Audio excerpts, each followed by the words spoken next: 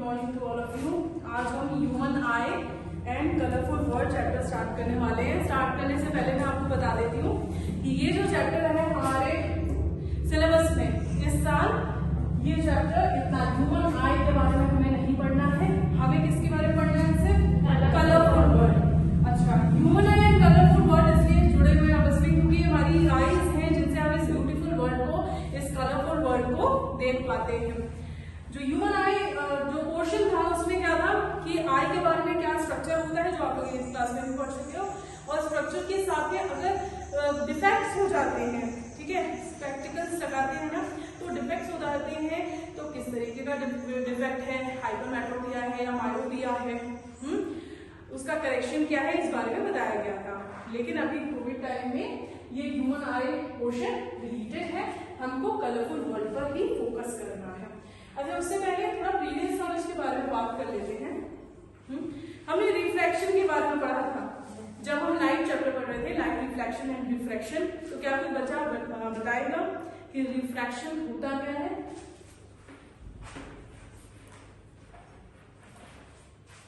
हाँ जी, बोलो, बैठे बैठे बोलो। When the light ray bends, when a light ray bends, when it travels from one medium to another medium. Very good, बहुत बढ़िया। तो क्या होता है रिफ्लेक्शन का मतलब? When a light ray changes its direction when it moves from one medium to another obliquely is called refraction of light. अच्छा, refraction हमने देख लिया। अब हमने एक चीज और देखी थी, क्या? रिफ्रैक्शन को करके experiment. ABCD is a glass layer, is a rectangular glass layer. So this is air and this is glass medium. So we know that when light ray moves from rare medium to denser medium, then it will moves back towards the normal. Or when it passes from denser medium to rare medium, then it moves away from the normal. तो पहले हम यहाँ पे normal draw कर लेते हैं, ठीक है। ये नॉर्मल है, इस एंगल के साथ, ये एंगल इस बेस से नहीं, इस नॉर्मल से हम लोग मानते हैं, कंसीडर करते हैं। तो this is angle of incidence. ये एंगल ऑफ इंसिडेंस है, ये नॉर्मल है, ये रेयर मीडियम है और ये डेंसर मीडियम है। तो it bends towards the normal, pass हो गया। Angle of incidence is not equal to angle of refraction. ये हो गया angle of refraction. Now again we will draw normal. When it passes from denser medium to rare medium, then it moves away from the normal. Okay? ठीक है? तो actually जो path होना चाहिए था वो कैसा होना चाहिए था? लाइट रे का कुछ ऐसा, ऐसे डायरेक्ट चला जाता है अगर ये बीच में कोई मीडियम चेंज नहीं होता। लेकिन क्योंकि मीडियम चेंज हुआ है तो सबसे पहले क्या हुआ? बैंडिंग हुई, उसके बाद में अवे फ्रॉम दी नॉर्मल, ठीक है। तो एक्चुअल बात ये होना चाहिए था। और जो ये इमर्जेंट रे है, इसको क्या कहते हैं? इमर्जेंट रे। तो हम जानते हैं कि इमर्जेंट रे और इस एक्चुअल पाथ के बीच में जो डेविएशन है उसे क्या कहते हैं? याद करो, क्या कहते हैं? कुछ डिस्प्लेसमेंट होता है, क्या बोलते हैं उसको? अब बोलो।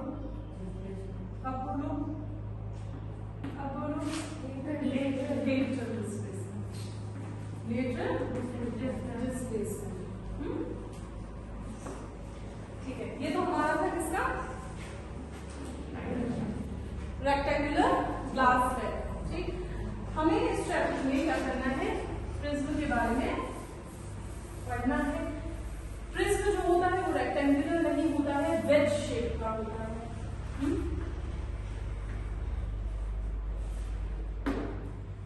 हमें जो पढ़ना है, प्रिज्म के डायग्राम बनाने हैं, वो कैसा बनाना है? ऐसा। एक्चुअल जो होता है वो ऐसा होता है, ठीक है, आपके सामने। अब आप अपनी एनसीईआरटी के सामने रखेंगे। एनसीईआरटी में colourful world page number 192। 192 page open करो। यहाँ पर आपको एक प्रिज्म दिखाई दे रहा है। यहाँ पर आपको एक प्रिज्म दिखाई दे रहा है, ठीक है। तो मैं आपको समझा देती हूँ प्रिज्म के बारे में। क्या है ए बी या सी, हम एनसीईआरटी के अकॉर्डिंग लिख सकते हैं ABC ही है, ठीक है। ये ABC है, ये क्या है, उसके ऑपोजिट फेसेस हैं, ऑपोजिट फेसेस हैं। ये क्या है, उसका बेस है। ये फेसेस हैं AB एंड AC, ठीक है। तो जो एंगल ये बना रहे हैं, that angle is known as angle of prism. This is known as angle of prism. ये ऑपोजिट फेसेस हैं, ये हो गया, ठीक है।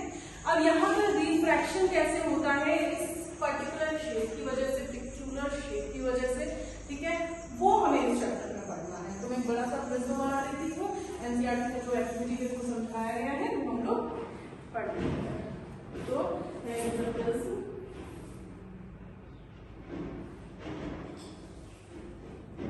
A, B एंड C, ठीक है।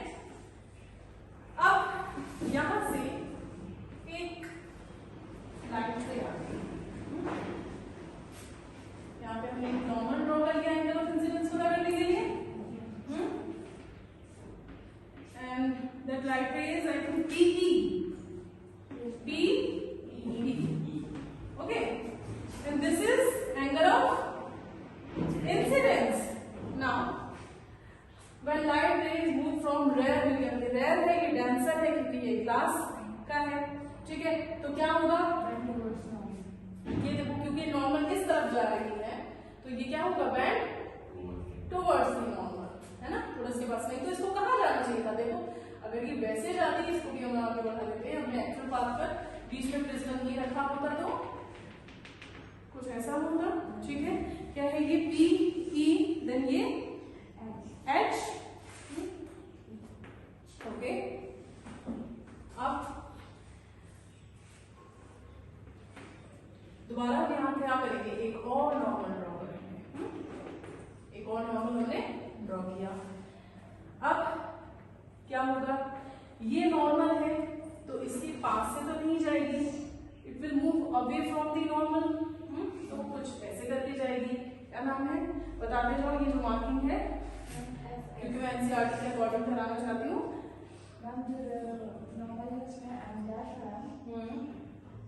ठीक है, और जो PE एंड FS, ठीक है, ये हो गया F, ये S है हमारा, ठीक है। अब वहां पर क्या, यहाँ पर रेक्टेंगुलर ग्लास स्लैब का जो रिफ्रैक्शन है उससे डिफरेंट रिफ्रैक्शन आपको, जो डिफरेंट पैटर्न आपको दिखाई दे रहा है।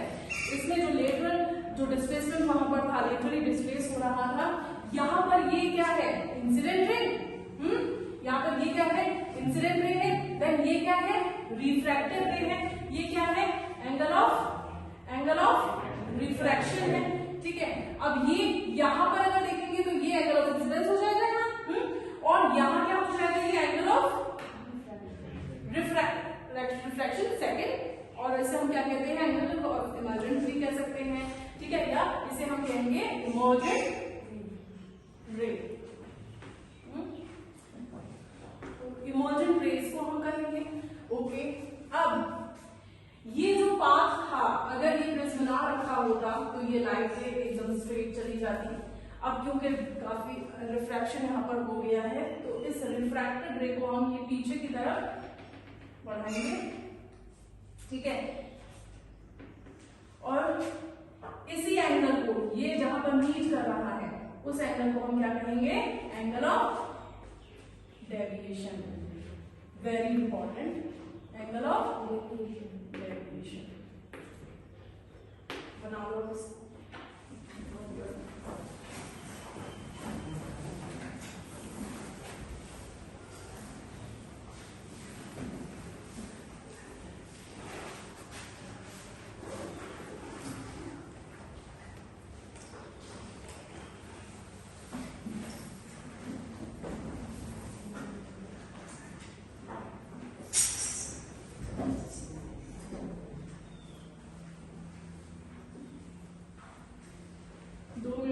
जाना चाहिए, उससे ज्यादा टाइम नहीं।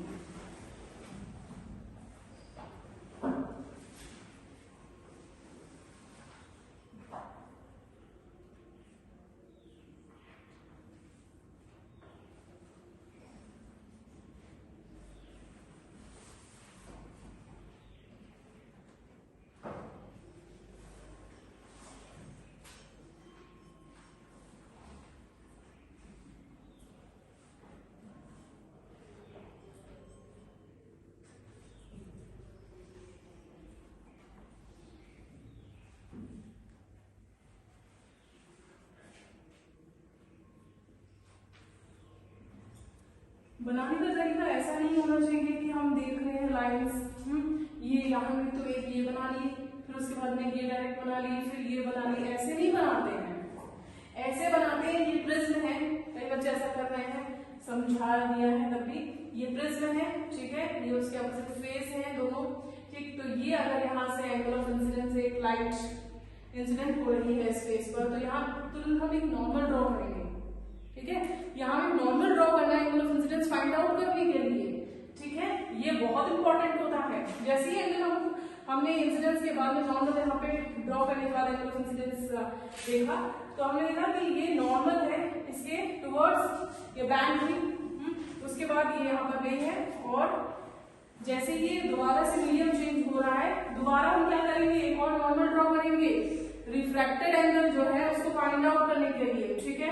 तो ये रिफ्रैक्टेड एंगल हमारा आ गया, ये हमारा रिफ्रैक्टेड एंगल आ गया, और उसके बाद में इन दोनों को ये जो लाइन है, ये एक्चुअल पाथ जो उसका होता है बिना प्रिज्म के, उस लाइन को डॉटेड हमने बनाया है, और ये जो हमारी इमर्जेंट रे निकल रही है, इसको हमने पीछे की तरफ बढ़ाया है, और ठीक है, और पीछे की तरफ बढ़ा के ये जो एंगल है एक्चुअल पाथ के बीच में और जो अब इमर्ज हो रहा है लाइन, ठीक है, जो रे इमर्ज हो रही है, उन दोनों में कितना डिफरेंस है, ये भी तभी तो एंगल ऑफ डेविएशन पता चलेगा, है ना, तभी हमें क्या पता चलता है, एंगल ऑफ डेविएशन। तो आपको ऐसे नहीं बनाना है कि आप कुछ भी लाइन ड्रॉ कर रहे हैं, इसका बहुत ध्यान रखना है कि तुरंत पहले नॉर्मल बनाओ। अभी आप कर लोगे तो एग्जाम में प्रॉब्लम आएगी, इसलिए अच्छा है कि अभी से इसकी प्रैक्टिस हो जानी चाहिए। तो मैं एक बार फिर से इसको जल्दी से बना के दिखा देती हूँ, जो बच्चे अगर नहीं समझ पाए हैं तो दोबारा से समझ लीजिए। ये क्या है, समझ लो इस चीज को, ठीक है, ए बी सी, यहाँ से एक लाइट आई, लाइट रे, ठीक, और ये लाइट रे यहाँ इंसिडेंट हुई है, तो इसका क्या एंगल ऑफ इंसिडेंस होगा, इसके हम एक नॉर्मल ड्रॉ करेंगे, पता चल गया एंगल ऑफ इंसिडेंस, ठीक है। अब क्या है कि ये नॉर्मल है, तो ये नॉर्मल नीचे की तरफ जा रही है, तो ये इस तरफ बैंड होगी टुवर्ड्स द नॉर्मल, ठीक है, टुवर्ड्स द नॉर्मल आई है, नहीं तो ये बीच को चली जाती एक्चुअल होता, यानी मुक्त तो हुआ है, बैंड हुई है। उसके बाद में ये जो रे है, अब इसका मीडियम फिर से चेंज हो रहा है, ठीक है, इसका मीडियम फिर से चेंज हो रहा है, तो क्या करेंगे, एक और नॉर्मल यहाँ पर, और अब देखेंगे क्योंकि ये डेंसिटी से लेयर की तरफ जा रही है, तो away from the normal, P E F and R S, ठीक है, ये हो गया। ये क्या है, ये क्या है, इमर्जेंट रे, ठीक है, एंगल ऑफ इमर्जेंट रे, और ये एक्चुअल पाथ जो होता, ठीक, ये जो एक्चुअल पाथ होता, इसको पीछे की तरफ हमने एक्सटेंड किया इस रे को, ये जो एंगल है that is angle of deviation, ठीक है, बना लो आप इसको।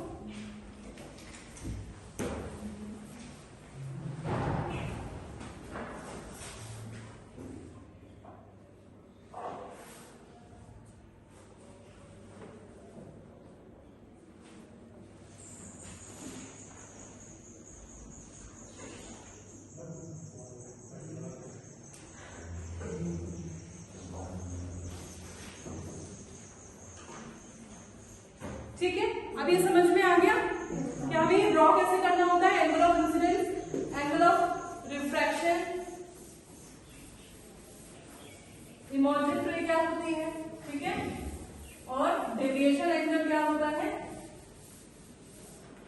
देख लिया। अब आगे बढ़ते हैं। डिफरेंट कॉन्सेप्ट होते हैं जब लाइट ट्रेवल करती है, तो डिफरेंट फिनोमेना होते हैं, जैसे dispersion of light, scattering of light, ठीक, टोटल इंटरनल रिफ्लेक्शन, बहुत कुछ होता है। तो हम स्टार्ट करेंगे कहां से? डिस्पर्सन ऑफ लाइट से। अभी डिस्पर्सन क्या होता है?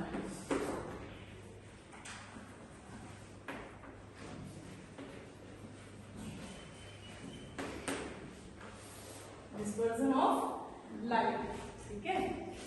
तो 1665 में न्यूटन थे ग्रेट साइंटिस्ट, उन्होंने ऑब्जर्व किया। उन्होंने क्या ऑब्जर्व किया? ये जो हमारी लाइट होती है, ठीक है, व्हाइट लाइट जो होती है वो 7 डिफरेंट कलर से मिलकर बनी होती है, ठीक है। ये मिक्सचर होता है, white light is a mixture of 7 different colours. तो उन्होंने ये डिस्कवरी की एक्सपेरिमेंट्स के थ्रू, और ये एक्सपेरिमेंट्स जो उन्होंने किसकी हेल्प की?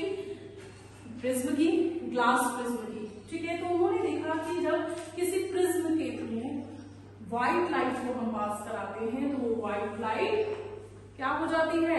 स्प्लिट हो जाती है। किसमें? 7 डिफरेंट कलर्स में, ठीक है। तो और ये 7 डिफरेंट कलर्स हम कहाँ पे देख सकते हैं, ऑब्जर्व कर सकते हैं? हाँ, व्हाइट स्क्रीन में। हाँ, रेनबो भी है नेचुरल, उसको हम लोग बात करेंगे। तो ये हमारा प्रिज्म है, ये आपके बुक में भी दे रखा है पेज नंबर 193 में। पेज नंबर 193 में दे रखा हुआ है। और मैं आपको बता देती हूँ कि ये जो बीम ऑफ लाइट होती है, अब बीम ऑफ लाइट, ठीक, ये क्या है? बीम ऑफ लाइट, क्या होगा कि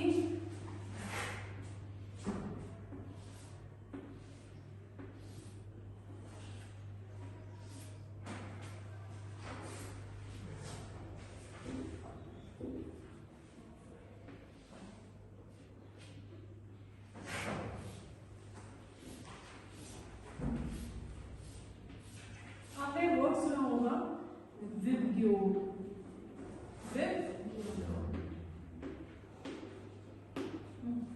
तो यही है वो 7 कलर्स। तो कलर आपको पता होने चाहिए। डिफॉल्ट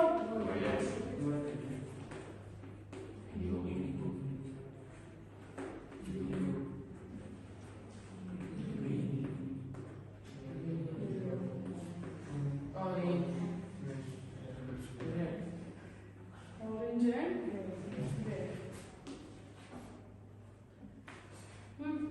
तो ये जो प्रिज्म होता है, इससे जब पास होती है लाइट, व्हाइट लाइट, तो क्या होता है? ये जो लाइट है ये स्प्लिट अप हो जाती है, ठीक है, 7 कलर्स में। That is known as the band of, अच्छा, इस बैंड को, ये जो बैंड ऑफ 7 कलर्स है, इसे हम क्या कहते हैं? क्या कहते हैं? स्पेक्ट्रम, ठीक है, स्पेक्ट्रम कहते हैं। 7 कलर्स है इसमें, ठीक है। विबग्योर, और एक बात और ध्यान रखनी है कि गलती बच्चे क्या करते हैं? वी ऊपर ले लेते हैं, आर नीचे बना देते हैं। विबग्योर का पैटर्न ऐसा नहीं होता है। कैसा होता है? जो वायलेट लाइट होती है वो बेस की तरफ मूव करती है, बेस की तरफ बैंड करती है, ठीक है। तो ये मूव, और ऊपर ऊपर ऊपर जैसे बढ़ते जाएंगे रेड कलर आ जाएगा, ठीक है। तो ये हो गया हमारा स्पेक्ट्रम ऑफ व्हाइट लाइट, ठीक है। तो the splitting up of white light into 7 colours, the splitting up of white light into 7 colours is called dispersion of light when it passes through a transparent medium, that is we can say glass prism, ठीक है। लिख लो आपको,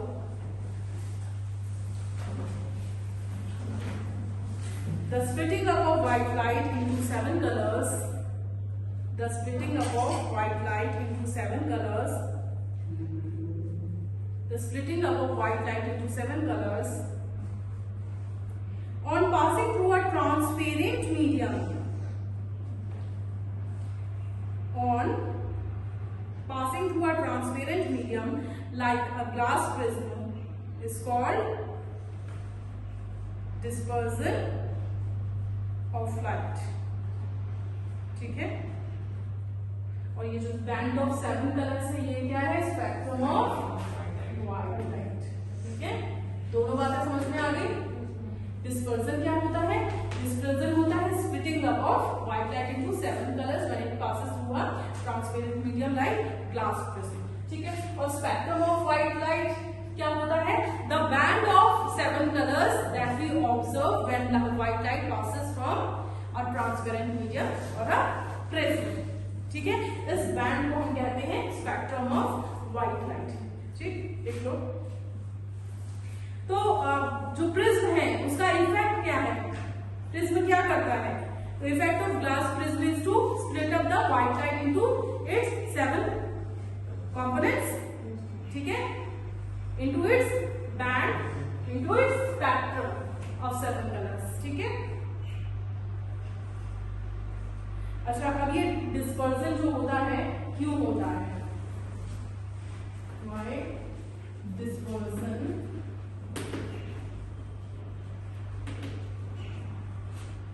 of white light occurs?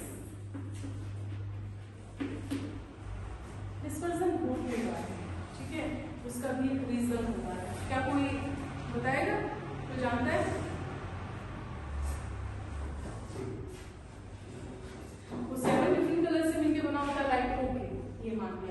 लेकिन 7 different colour से मिलकर बना हुआ, तो 7 डिफरेंट कलर्स में बिना मीडियम के क्यों नहीं दिखाई दे रहा है? ये मीडियम ऐसा क्या कर रहा है जिस वजह से ये डिस्पर्जन हो रहा है या स्प्लिटिंग अप हो रहा है? क्यों? देखो, ये जो लाइट होती है इसके ये डिफरेंट कंपोनेंट्स, ये जो कलर्स है, ठीक, इनकी जो स्पीड होती है ये डिफरेंट होती है, ठीक है। और जैसे ही एक ग्लास में ट्रांसपेरेंट मीडियम इनके सामने आ जाता है तो इनकी जो लाइट, इनका ये जो कलर्स है ये अपनी अपनी स्पीड से मूव करने लग जाते हैं। तो जैसे व्हाइट है, ठीक है, सॉरी वायलेट, वायलेट की जो स्पीड है वो बहुत कम होती है एज कंपेयर टू रेड, ठीक है। और दूसरी बात, जो रेड होती है, अगर मैं आपको ऐसे, ये क्या है, कुछ समझ आ रहा है? ये क्या है? वेव है, ठीक है, ये इसको क्या कहते हैं? वेवलेंथ। ये क्रेस्ट है, ये क्रेस्ट है, ये सब तो हम लोग पढ़ ही चुके हैं, ठीक। ये क्या होती है? वेवलेंथ होती है। तो अगर ये रेड की वेवलेंथ है, और दूसरा मैं आपको एक और बना देती हूँ यहाँ पर, इसके क्रेस्ट पर ध्यान दो, इसके क्रेस्ट पर ध्यान दो, क्रॉस पर ध्यान दो, ये यहाँ पे ये वेवलेंथ है। क्रेस्ट, जो दो कॉरस्पॉन्डिंग क्रेस्ट होते हैं, उनके बीच की जो लेंथ होती है, जो डिस्टेंस होता है, उसके क्या कहते हैं? वेवलेंथ कहते हैं, ठीक है। और कितना फ्रीक्वेंटली वो एक पॉइंट से पास हो रही है, दैट इज फ्रीक्वेंसी, ठीक। तो देखो, ये जो इसकी जो वेवलेंथ है वो ज्यादा है और फ्रीक्वेंसी कम है, और ये देखो कितना फ्रीक्वेंटली जा रहे हैं, है ना, कितना फ्रीक्वेंटली मूव कर रहे हैं। इनके क्रेस्ट को देख के आप ये बात समझ सकते हैं। तो ये वेवलेंथ, अगर रेड लाइट ने मूव किया, आज थोड़ी संख्या बड़ी लग रही है, तो जब रेड लाइट मूव कर रही है, तो रेड लाइट बहुत स्पीड में मूव कर रही है ना, रेड लाइट बहुत स्पीड में मूव कर रही है, इसलिए वो ज्यादा बेंड नहीं हुई, ठीक है। वो ज्यादा बेंड क्यों नहीं हुई? क्योंकि बहुत स्पीड में मूव कर रही है और उसकी वेवलेंथ भी कैसी है? ज्यादा है, बड़ी नहीं है वेवलेंथ। और इसको देखो, क्योंकि ये इसकी जो वेवलेंथ है कम है, ठीक, इसकी फ्रीक्वेंसी ज्यादा है, तो क्या होगा? ज्यादा रिफ्लेक्ट होती चली जाएगी और ज्यादा रिफ्लेक्ट होती चली जाएगी और ये बेस के पास लगभग पहुंच जाएगी, ठीक है। तो ये हो गया हमारा क्या? Dispersion of light. Dispersion of light क्या होता है? Splitting up of white light into its 7 colours when it passes through a transparent medium, ठीक है। क्यों ये डिस्पर्जन ऑफ लाइट होता है ये भी समझ में आ गया, ठीक है। मैक्सिमम स्पीड किसकी होती है ये भी बता दो, आप अभी समझाया था। मैक्सिमम स्पीड किसकी होती है स्पेक्ट्रम में? तो इसका मतलब डेविएशन सबसे कम किसका होगा? देखो, ये डेविएशन अपने पाथ, ये जो पाथ है उस पाथ से, एक्चुअल पाथ से डेविएट हो जाना, अपने पाथ को चेंज कर देना, छोड़ देना। तो किसने अपने पाथ को, अगर ये पाथ होता एक्चुअल, तो किसने अपने पाथ को डेविएट ज्यादा किया है? वायलेट ने। ठीक है, क्यों ज्यादा किया है? क्योंकि उसकी जो स्पीड है कम है, उसकी वजह से उसका रिफ्लेक्शन ज्यादा हो गया है और इस वजह से उसका डेविएशन भी ज्यादा है। तो आप हमको ध्यान रखना है कि मैक्सिमम स्पीड किसकी होती है? किस कलर की? रेड कलर की होती है। वेवलेंथ ज्यादा किसकी होती है? रेड कलर की होती है। ठीक है, फ्रीक्वेंसी कम किसकी होती है? फ्रीक्वेंसी कम, ये फ्रीक्वेंसी है, ये कैसे कितना फ्रीक्वेंटली मूव कर रहा है। फ्रीक्वेंसी कम किसकी होती है? रेड कलर की होती है। ठीक है, डेविएशन सबसे कम किसका होता है? रेड कलर का। ठीक है, तो ये सारी बातें हमारी हो गई हैं। तो violet colour is deviated the maximum. ठीक है, तो यहाँ पे हम लोग और देख लेते हैं। ये बात समझ में आ गई? मैं आपको समझाया डेविएशन मैक्सिमम किसमें है? वॉयलेट में। ठीक है, और मिनिमम किसमें है? रेड में। Why dispersion of white light occurs? Due to the difference of speeds of its components. Clear? ठीक है, आगे बढ़ो। अब हमने स्प्लिटिंग ऑफ देख लिया कि एक प्रिज्म अगर सामने रखा हुआ है तो व्हाइट लाइट जो है वो डिस्पर्स हो जाएगी, वो स्प्लिट अप हो जाएगी। This phenomena is known as dispersion. ठीक है, अब होता है recombination of spectrum colours. Recombination of spectrum colours. ठीक है, इसका मतलब क्या है? ये क्वेश्चन क्या है? ये आपको इस तरीके से क्वेश्चन आ सकता है कि एक व्हाइट लाइट है, उसके आगे अगर प्रिज्म रखा हुआ है, अगर आपको स्क्रीन पर व्हाइट लाइट ही दोबारा से लेकर आनी है तो क्या करेंगे आप? तो मैं बता दूंगी क्या करना होता है। ये होता है हमारा prism A, B, C, white light. ठीक है, और अब क्या करेंगे? यहीं पर हम लोग एक इन्वर्टेड प्रिज्म बनाएंगे। तो जो ये इन्वर्टेड प्रिज्म होगा ये क्या करेगा? इसको, इसके जो कंपोनेंट हैं, इसके जो कलर्स हैं, रिकंबाइन कर देगा और यहां से फिर जो लाइट निकलेगी वो कैसी होगी? व्हाइट लाइट होगी। ठीक है, वो लाइट होगी व्हाइट लाइट। तो देखो यहां से ये व्हाइट लाइट, ये स्पेक्ट्रम। ठीक, और इसके बाद में ये क्या है? वापस से ये जो स्पेक्ट्रम यहाँ पर क्रिएट हुआ था, वो स्पेक्ट्रम कैसा हुआ? रिकंबाइन हुआ। किसकी वजह से? इन्वर्टेड प्रिज्म की वजह से। तो इन्वर्टेड प्रिज्म क्या करता है? इन्वर्टेड प्रिज्म को अगर एक ग्लास प्रिज्म के आगे रख दिया जाए तो ये क्या करता है? रिकंबाइन कराता है। ये बहुत इंपॉर्टेंट है, आपकी बुक में भी बना हुआ है ये डायग्राम, इसको आप लोग कर लो, इंपॉर्टेंट, इसको टिक कर लो।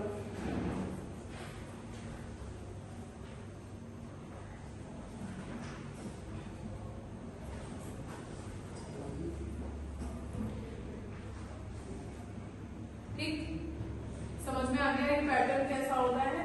प्रिज्म प्रिज्म क्या करता है? स्प्लिटिंग करता है। ठीक है, डिस्पर्जन किसकी वजह से होता है?